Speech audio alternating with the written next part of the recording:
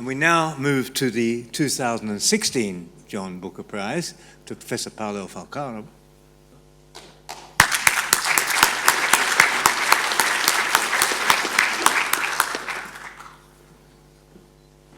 Professor Paolo Falcaro engineers nanomaterials to bring materials with exceptional functional properties to our everyday life. His research team engineers these materials down to the molecular level, which allows for fine-tuned control over the functional properties. For example, Professor Falcaro has developed magnetic materials for the decontamination of water from carcinogens and heavy metals. He has pioneered new carriers for the encapsulation, preservation, and release of pharmaceuticals, addressing a major problem facing biotechnology, especially for treatment in developing countries.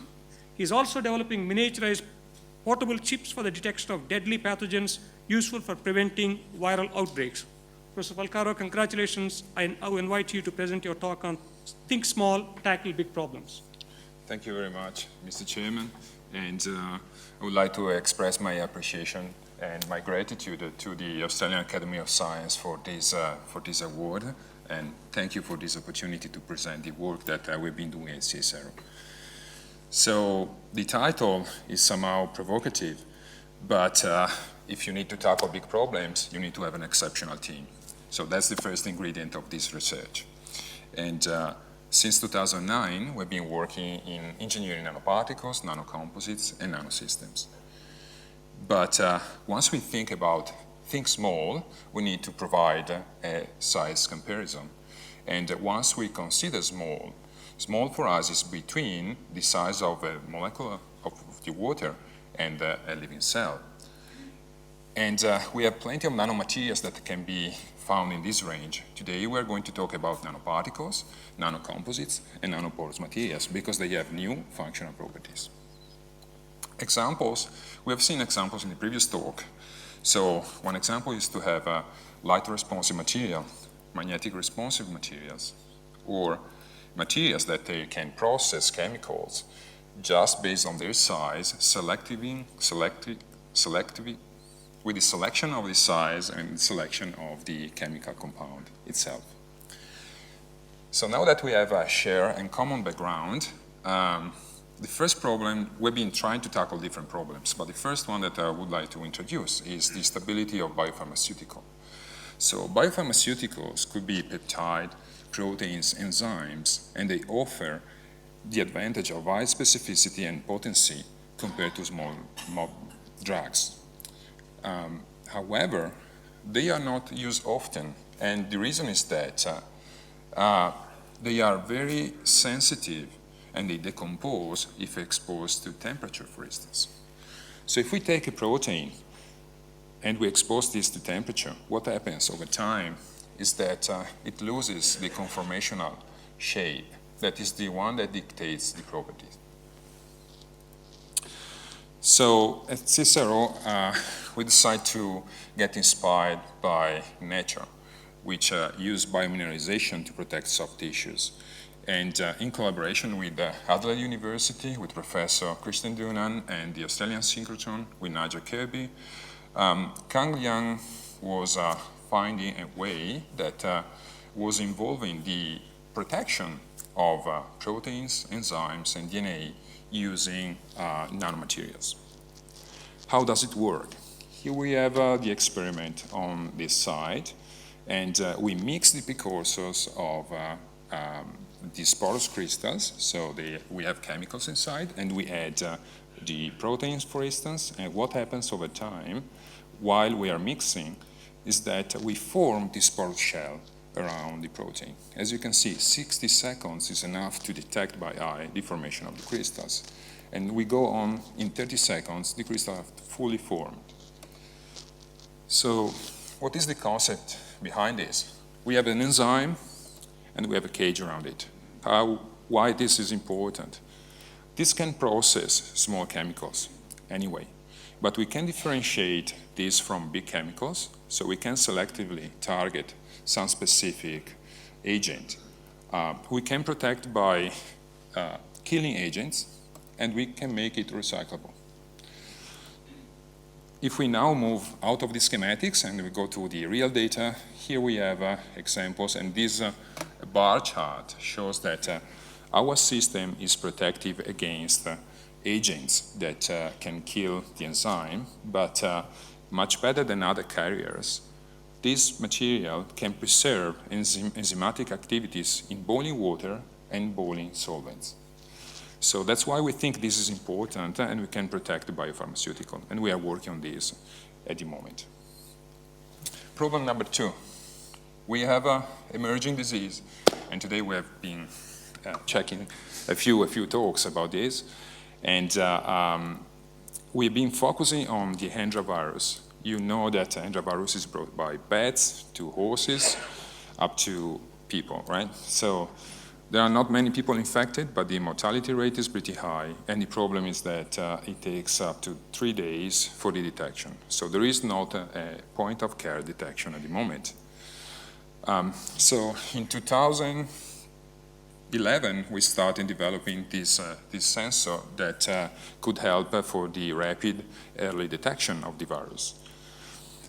And the first thing we did in a team with Dario Buso and Professor Paul Movane and Fabio Lisi was to investigate the current technology that was sampling the sample, the infected horse, and go to Geelong and to use something in a PC4 laboratory where there is a luminescent bead which is pretty big, antibodies that decorates this. Then you can bind the virus, and you have another system without antibodies and a luminescent protein. So as you can see, the concept is pretty complex. And to make it, it requires time, and also requires a certain type of device to detect the simultaneous luminescence between the two luminescent parts. And this is counted like an event that shows that the virus is there because glue the two systems together.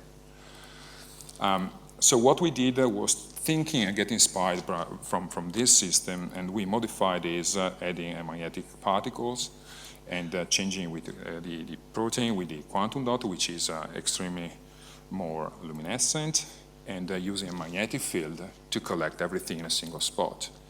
So if we check what we got in preliminarily, as you can see, if we have the virus, we have a luminescent spot that we can detect by eye in a capillary. So this was a proof of concept, but if we move to something that is more serious, Fabio was investigating all the variables around the microfluidic system, optimizing the response and the continuity of the intensity along a channel in order to have a reliable response. So here, after all the data together, we have a lab on a chip. It means that we can add all the precursors into this device, so we can wash and we combine everything up to the final stage where the magnet collects everything and it's the final system. And about the sensitivity, this is what we can measure in a physiological medium with the concentration that is normally 100 to 100,000 units of virus per mils. And as you can see here, we are at the edge of this concentration. So we can say that we are getting close to making a portable device. So in conclusion, I would like to say that these nanomaterials can be useful to develop and to make more efficient some of the devices that we can potentially use for a benefit of this globe. And having said that, I would like to move to the acknowledgements, acknowledging the important people that helped my research career, my original supervisor, Plinio, Masa, and especially I would like to say thank you to Anita Richard, my mentors that gave me the chance to work at CSIRO. But a lot of friends, inspiring people, and people that have been working and helping my research, founding my research, and establishing a permanent collaboration along what I think could be a long career. So thank you very much.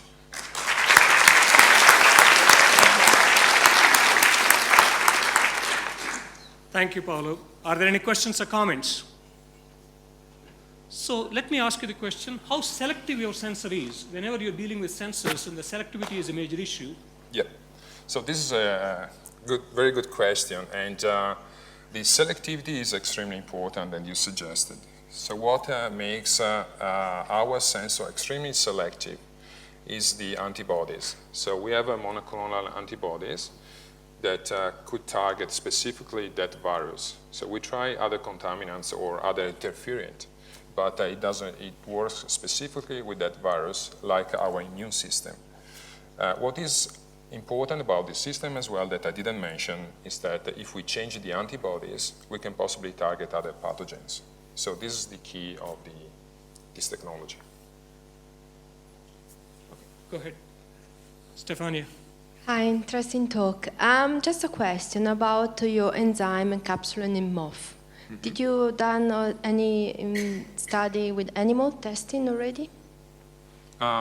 Not yet. At the moment, what we are doing is trying to still understand the mechanism of encapsulation, and it works very well. But we are trying to understand what drives the deformation of the moths around them, which is not clear yet. And we are trying to check if it doesn't work, why it doesn't work. But we are interested to try this system in a number of different biological systems. Please. With regard to the caged molecules you showed, yeah. It's easy to understand how that might protect from enzymatic degradation, etc. Yeah. But how do you preserve ability to bind to receptor or other relevant molecule? This is another very, very, very important question, and that's what we try to study, because it's not trivial. So we found a response at the Australian synchrotron, and we detect the formation of a second generation of pores that is slightly bigger than the enzyme itself. So it means that you have a tight cavity that confines the protein that we have seen that can unfold, and I don't say that you compress it, but avoids that this unfolds completely. Then we have a few bonds between the crystals with the protein as well. This is something that we check with the infrared spectroscopy. On that note, could you please join me to thank Paolo for a beautiful talk?